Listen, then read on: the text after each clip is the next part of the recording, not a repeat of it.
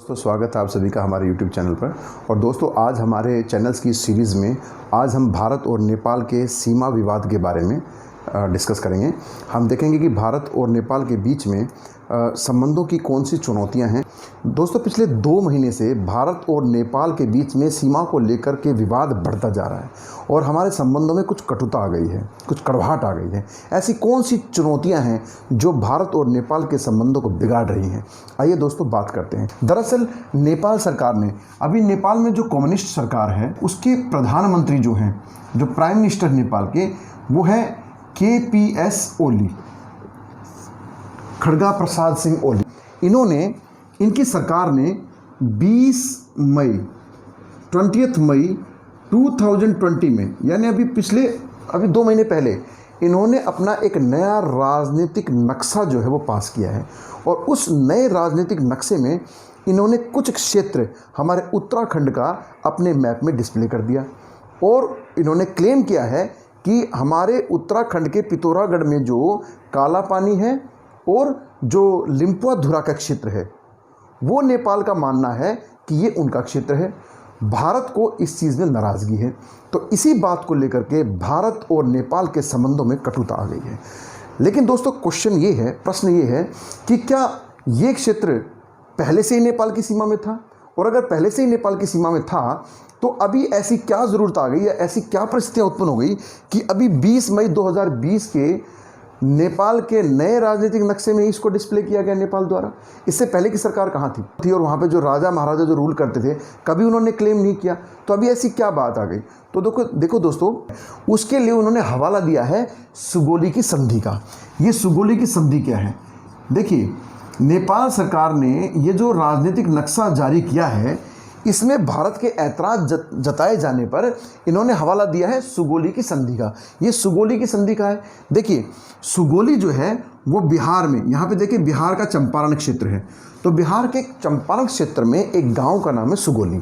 और यहाँ पर 1816 में नेपाल जो किंगडम थी उसके बीच में, और उस समय भारत में जो ईस्ट इंडिया कंपनी रूल करती थी, यानी ब्रिटिशर्स जो रूल करते थे, उनके बीच में 1816 में ये सुगोली की संधि हुई थी। और ये सुगोली संधि क्यों हुई, थोड़ा सा उस पर प्रकाश डाल लेते हैं। देखिए क्या हुआ कि जिस समय भारत में ब्रिटिशर्स का वर्चस्व बढ़ता जा रहा था और जो मुगल्स थे वो डिक्लाइन कर रहे थे, ये पूरा क्षेत्र जो है ब्रिटिशर्स ने अपने कंट्रोल में कर लिया था।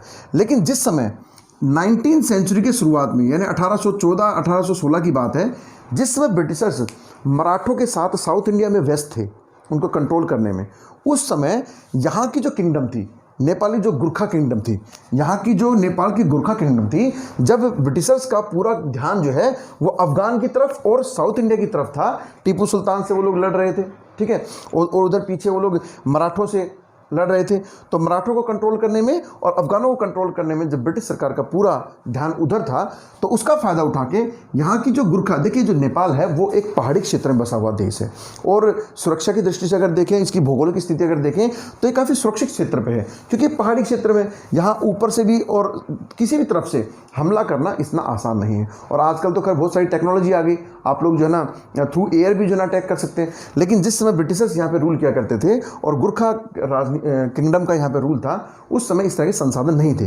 तो क्या हुआ, जिस समय ब्रिटिशर्स अपने दूसरे क्षेत्रों को कंट्रोल करने में लगे हुए थे, यहाँ की गुरखा जो किंगडम थी उन्होंने यहाँ उत्तराखंड के कुछ क्षेत्र को जीत लिया और यहाँ पे तराई के कुछ क्षेत्र को विजित कर लिया और सिक्किम को विजित कर लिया। तो देखिए, जब ये बात संज्ञान में आई ब्रिटिश सरकार के, ईस्ट इंडिया कंपनी को जब पता चली कि गुरखा जो है वो भारत की तरफ बढ़ रहे हैं और उन्होंने इन सारे क्षेत्रों को कंट्रोल कर लिया है, तो अब क्या हुआ, इनके बीच में लड़ाई हुई। ईस्ट इंडिया कंपनी यानी अंग्रेज़ों के बीच में और नेपाली जो गुरखा जो किंगडम थी उनके बीच में लड़ाई होती है, जिसमें गुरखाज हार जाते हैं। और गुरखाज हारने के बाद में एक संधि करते हैं ब्रिटिशर्स के साथ में, जो कि 1815 में वो संधि होती है और उसका इम्प्लीमेंटेशन होता है 1816 में। तो ये जो संधि हुई थी वो यहाँ बिहार के चंपारण में, देखिए यहाँ पे बिहार का चंपारण क्षेत्र है, ये पूरा क्षेत्र पहले नेपाल की गुरखा जो किंगडम थी उसने कैप्चर कर लिया था। ब्रिटिश टाइम की बात मैं कर रहा हूँ। तो हुआ क्या, इस संधि के अकॉर्डिंग नेपाल की गुरखा जो किंगडम थी उसको पीछे हटना पड़ा। संधि में क्या कहा गया कि ब्रिटिशर्स जो है वो नेपाल में अटैक नहीं करेंगे, और इनकी जो सीमा निर्धारण की जाएगी उससे आगे ब्रिटिशर्स जो है अटैक नहीं करेंगे, उनको कंट्रोल नहीं करेंगे और उनका सम्मान करेंगे, उनकी सॉवरेनिटी वहीं बनी रहेगी। लेकिन उसके बदले में उनको ये जो इन्होंने जो क्षेत्र जीत लिया था 1814 1816 में, जो इन्होंने इन एरियाज़ को कंट्रोल कर लिया था, उसको खाली करना होगा। तो ये संधि जो सुगोली की संधि हुई थी, इसके तहत ये जो सारा एरिया था, ये वाला एरिया और ये तराई का एरिया, ये देखिए उत्तराखंड का ये एरिया, पिथौरागढ़ का एरिया और ये पूरा सिक्किम, इसको छोड़ करके नेपालीज पीछे हट गए। तो उस समय नेपाल की जो किंगडम थी उसको पीछे हटना पड़ा अकॉर्डिंग टू दिस ट्रीटी। तो ये जो ट्रीटी हुई थी, इस ट्रीटी के अकॉर्डिंग नेपाली जो है पीछे हट गए और एक सीमा निर्धारित की गई। तो वो सीमा निर्धारित वही आज विवाद का कारण बन गई। वो सीमा क्या थी? देखिए, पश्चिम में यहाँ पर एक रिवर है, उस रिवर का नाम है काली रिवर। इस काली रिवर को नेपाल में महाकाली कहा जाता है। तो यहाँ पर पश्चिम में काली रिवर को इसकी पश्चिमी सीमा बना दिया गया है, नेपाल की पश्चिमी सीमा घोषित कर दी गई। और यहाँ पर पूर्व में एक दूसरी रिवर है, मेची रिवर। कौन सी रिवर है? मेची रिवर। तो देखो दोस्तों, इस संधि के तहत ईस्ट इंडिया कंपनी और नेपाल के बीच में जो संधि हुई, इसके तहत पश्चिम में काली रिवर और पूर्व में मेची रिवर तक का जो क्षेत्र होगा वो नेपाल के कंट्रोल में रहेगा और ब्रिटिशर्स यहाँ पे अटैक नहीं करेंगे, नेपाल का यहाँ पे कंट्रोल बना रहेगा। अब ये सुगोली की जो संधि थी 1816 में संधि हुई। उसके बाद क्या हुआ, 1860s की बात है, जो काली रिवर है इसकी वेस्टर्न जो ट्रिब्यूटरी है, जो मेन रिवर जो जहाँ से ये जो देखो इसके जो काली रिवर के 3 ट्रिब्यूटरीज हैं। मेन रिवर जो है ना यहाँ पे लिम्पोधुरा से निकलती है। तो ये जो एरिया है, ये एरिया है लिम्पोधुरा, लिम्पिया धुरा। ओके, सो ये जो एरिया है यहां से इसकी मेन स्ट्रीम निकलती है, किसकी? काली नदी की। उसके बाद इसमें 2 ट्रिब्यूटरीज यहां से आकर के मिल जाती हैं। तो ब्रिटिशर्स ने ये वाली जो रिवर है ना, ये लास्ट वाली ईस्टर्न पार्ट जो, इसको नेपाल का बॉर्डर घोषित किया। क्यों? रीजन क्या था? देखिए, ब्रिटिशर्स चाइना के साथ में जब ट्रेड करते थे तो ये यहाँ पे ये जो लिपुलेख, इसको बोलते हैं लिपुलेख पास। तो ये जो लिपुलेख पास है, ये है यहाँ पे लिपुलेख पास। ये यहाँ पर इस क्षेत्र का एकमात्र ऐसा दर्रा है, एकमात्र ऐसा पास है जो इंडिया से चाइना की तरफ जाता है। ठीक है। तो जब ब्रिटिशर्स को लगा कि इन्होंने ये जो एरिया है, ये जो पास है बड़ा इंपॉर्टेंट है, तो 1860s में उन्होंने क्या डिसाइड कर दिया कि सुगोली की जो संधि में डिसाइड हुआ था, देखो सुगोली की संधि में डिसाइड हुआ था कि ये जो वेस्टर्न रिवर है ना, ये नेपाल का बॉर्डर होगा। लेकिन जब 1860s में ब्रिटिशर्स को लगा कि नहीं, हमें तो इस दर्रे की जरूरत पड़ेगी, हमें इस पास की जरूरत पड़ेगी, तो 1860s में ब्रिटिशर्स ने क्या किया, अपने इस एरिया को एक्सटेंड कर दिया और ये जो ईस्टर्न पार्ट वाली जो ट्रिब्यूटरी है काली नदी की, इसको नेपाल का बॉर्डर बना दिया। और ये पूरा एरिया जो है उत्तराखंड में, आज हमारे उत्तराखंड में जो ये एरिया है जिसकी हम बात कर रहे हैं, ये हमारे उत्तराखंड के पिथौरागढ़ में आता है, डिस्ट्रिक्ट में। ठीक है। लेकिन नेपाल अभी क्या क्लेम कर रहा है कि नहीं, ये एरिया पूरा हमारे क्षेत्र में आता है। तो उन्होंने अपने मैप में ये वाला क्षेत्र, देखिए हम ऐसे करके समझते हैं, मान लीजिए ये नेपाल का बॉर्डर है। ठीक है, ये नेपाल है और ये हमारा उत्तराखंड है। ठीक है, ये हमारा उत्तराखंड है। तो यहाँ पर पहले नेपाल की जो सीमा थी, ये ईस्टर्न जो ट्रिब्यूटरी है काली नदी की, ये मान लीजिए काली नदी की ईस्टर्न ट्रिब्यूटरी है और ये वेस्टर्न ट्रिब्यूटरी है। तो नेपाल का जो पहला बॉर्डर था, ये ईस्टर्न जो ट्रिब्यूटरी है महाकाली नदी की, यहाँ तक नेपाल का बॉर्डर माना जाता था। और ये वाला जो पार्ट है, ये इंडिया क्लेम करता है कि ये उसके बॉर्डर के अंदर है, उसकी टेरिटरी एक्सपेंशन के अंदर आता है। और ये हमारे उत्तराखंड के पिथौरागढ़ डिस्ट्रिक्ट में आता है। लेकिन नेपाल ने अभी 20 मई 2020 को जो नया राजनीतिक नक्शा पास किया है, उसमें इस पूरे एरिया को अपने मैप में दिखा दिया और यही हमारे बीच में विवाद का कारण बन गया। क्योंकि इतनी सदियों से जो क्षेत्र भारत की सीमा में था, या जिसका इस्तेमाल अंग्रेज़ों के टाइम पर भी भारत करता रहा है, और आज़ादी के बाद अब तक, अब 2020 में जाकर के नेपाल को ऐसी कौन सी ताकत मिल गई, ऐसी कौन सी एनर्जी मिल गई कि अब वो आगे बढ़ करके और वेस्टर्न रिवर तक का अपना क्लेम जो है टेरिटरी का कर रहा है। तो इसके पीछे कारण है चाइना। देखिए, नेपाल में इस समय कम्युनिस्ट पार्टी है और चाइना में भी कौन सी है? कम्युनिस्ट पार्टी है। अब पूरे साउथ एशिया के अंदर चाइना अपना इंपीरियल जो पावर है वो बढ़ाना चाहता है। चाइना इकोनॉमिकली स्ट्रांग होने के कारण अब चाइना क्या कर रहा है, पूरे साउथ एशिया में भारत को छोड़ करके बाकी देशों में अपने कंट्रोल को बढ़ा रहा है, अपने प्रभाव को बढ़ा रहा है, अपना वहाँ पे इंप्रेशन बढ़ा रहा है, उनको आर्थिक हेल्प देके। अभी पाकिस्तान के साथ में चाइना ने क्या किया, एक कॉरिडोर बना दिया अक्साई चीन से, यहाँ से कॉरिडोर बना दिया और पाकिस्तान तक, ताकि यहाँ से यहाँ तक हम लोग चाइना से लेकर के पाकिस्तान तक ट्रेड किया जा सके। इसी तरह भी चाइना ने नेपाल में भी एक कॉरिडोर बनाया है, नेपाल के लुम्बिनी तक। देखिए ये लुम्बिनी, ये वही प्लेस है लुम्बिनी जो अब नेपाल में है, जहाँ पहले महात्मा बुद्ध का जन्म हुआ था। तो अगर हम इस तरह रिलीजियस अगर प्लेटफॉर्म पे जाके देखें तो भारत और नेपाल में काफ़ी रिलीजियस सिमिलरिटीज़ हैं। यहाँ भी हिंदू धर्म फॉलो होता है। तो अगर हम एथनिकली देखें तो नेपाल जो है भारत के काफ़ी क्लोज रहा है। इसके अलावा नेपाल के बहुत सारे माइग्रेंट्स भारत में आते हैं, नौकरी पाते हैं, रोटी पाते हैं, यहाँ पे रोज़गार करते हैं। आप होटल्स में जाके देखिए, इवन हमारी आर्मी के अंदर बहुत सारे एक गोरखा रेजिमेंट बनाई गई है। तो हमारी इंडिया में नेपालीज़ को एज ए स्मॉल ब्रदर की तरह ट्रीट किया जाता है, छोटे भाई की तरह समझा जाता है। और भारत ने बहुत सारी योजनाएँ नेपाल में चला रखी हैं। वहाँ पर बहुत सारे हाइड्रो इलेक्ट्रिक प्लांट्स लगाए जा रहे हैं। उसके इंफ्रास्ट्रक्चर को मजबूत करने के लिए भारत बहुत सारी फाइनेंशियल हेल्प देता है। अभी कोरोना के टाइम पर भारत ने लाखों, उससे भी ज़्यादा टैबलेट्स और साथ में बहुत सारा पैसा किसी भी कैलेमिटी के टाइम पे। देखो नेपाल जो है ना एक ऐसा प्रॉन एरिया जहाँ पे फ्लड आती रहती है, एवरी टाइम इंडिया जो है नेपाल की हेल्प करता रहा है।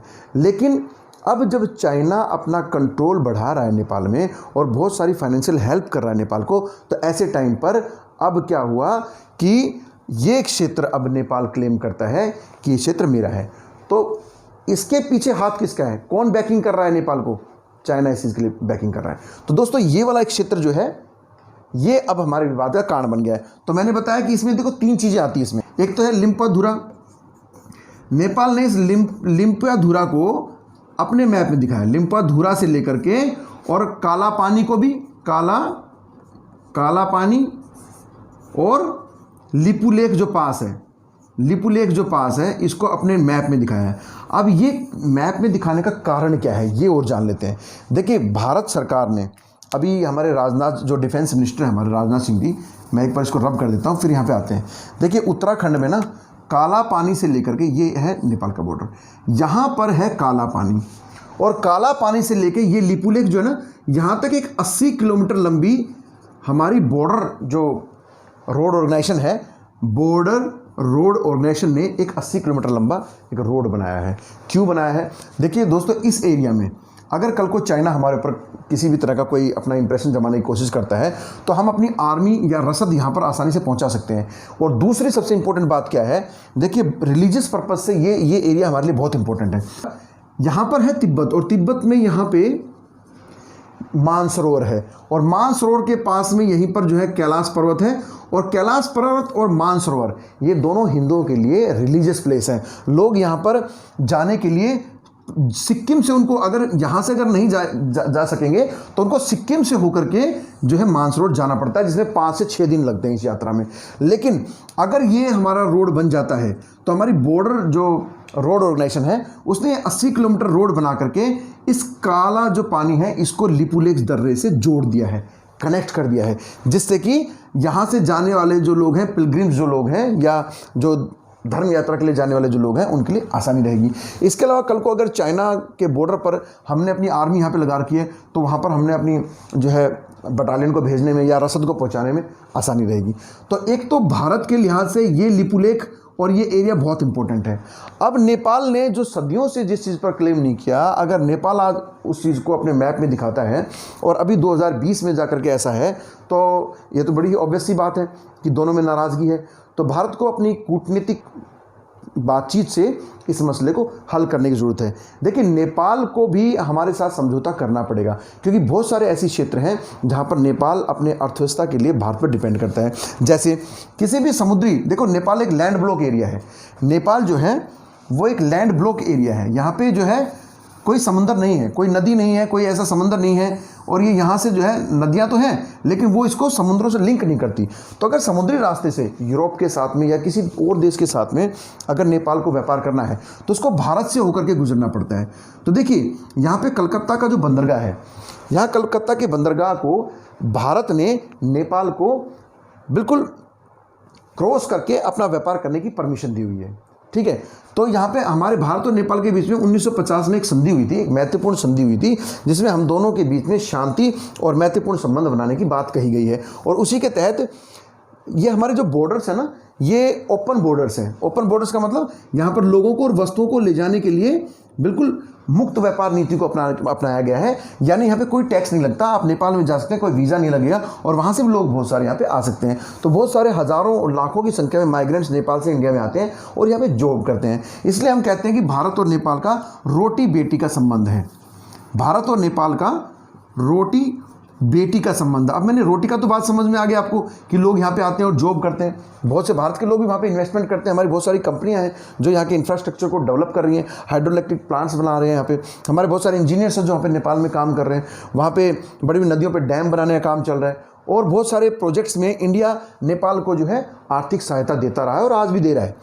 लेकिन रोटी और बेटी का क्या मतलब है? तो देखिए, भारत का जो नेपाल का जो आसपास का क्षेत्र है, यहाँ बॉर्डर के आर पार हमारे यहाँ पे पारिवारिक संबंध भी हैं, वैवाहिक संबंध भी हैं। बहुत सारे लोग नेपाल में शादियाँ करते हैं और नेपाल के लोग भारत के लोगों के साथ में वैवाहिक संबंध बनाए हुए हैं।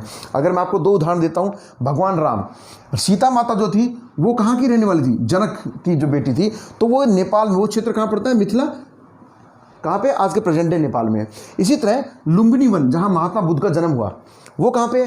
नेपाल में है। तो इस तरह की बातों को अगर देखें तो भारत और नेपाल के बीच में एथनिकली बहुत सारी सिमिलरिटीज़ हैं, रिलीजियस सिमिलरिटीज़ हैं और सांस्कृतिक रूप से ये हमसे ज़्यादा कनेक्टेड हैं।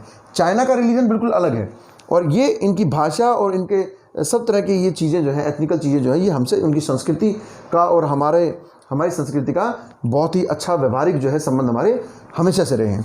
तो देखिए, अगर हम किसी भी लिहाज से देखें तो नेपाल को भारत के साथ में इस तरह के विवाद में नहीं पड़ना चाहिए और कूटनीतिक बातचीत के साथ जो इस मसले को सुलझा लेना चाहिए। तो क्या आपको समझ में आ गया कि भारत और नेपाल के बीच में पिछले 2 महीने से क्या कारण है? और ये मैप मैं बात करने वाला था कि ये जो मैप इन्होंने जो 20 मई को जो इन्होंने एक नया पॉलिटिकल मैप जो इशू किया है, उसके पीछे कारण क्या है? तो देखो, 8 मई 2020 को बीजेपी गवर्नमेंट हमारी है और हमारे जो डिफेंस मिनिस्टर हैं राजनाथ सिंह जी, उन्होंने ये 80 किलोमीटर लंबे जो रोड को, जो कि काला पानी से लिपुलेख तक है, यहाँ तक एक रोड बनाया गया, उसका उद्घाटन करने के बाद में ये सारा चीज़ें स्टार्ट हुई। 8 मई को ये हुआ, 15 मई को नेपाल में प्रोटेस्ट कर दिया वहाँ की जनता ने। इसके बाद 20 मई को इस तरह का पॉलिटिकल मैप जो है वहाँ की गवर्नमेंट के द्वारा इशू किया गया और ये जो है मैप उन्होंने जब से अपने मैप में डिस्प्ले किया है, तब से भारत और नेपाल के बीच में संबंधों में कटुता आ गई है। इन चुनौतियों को भारत को सुलझा लेना चाहिए। इससे पहले कि चाइना इसका बेनिफिट उठाए, भारत को आगे जा करके नेपाल से बात करनी चाहिए और इस रोटी बेटी के संबंध को बनाए रखना चाहिए और महत्वपूर्ण संबंधों को बनाना चाहिए। नेपाल भी एक देश है, उसकी सॉवरेनिटी की हमें रिस्पेक्ट करनी चाहिए और इन चीज़ों को ध्यान में रखते हुए हमें आगे बढ़ के पहल करनी होगी। ठीक है दोस्तों, नमस्कार।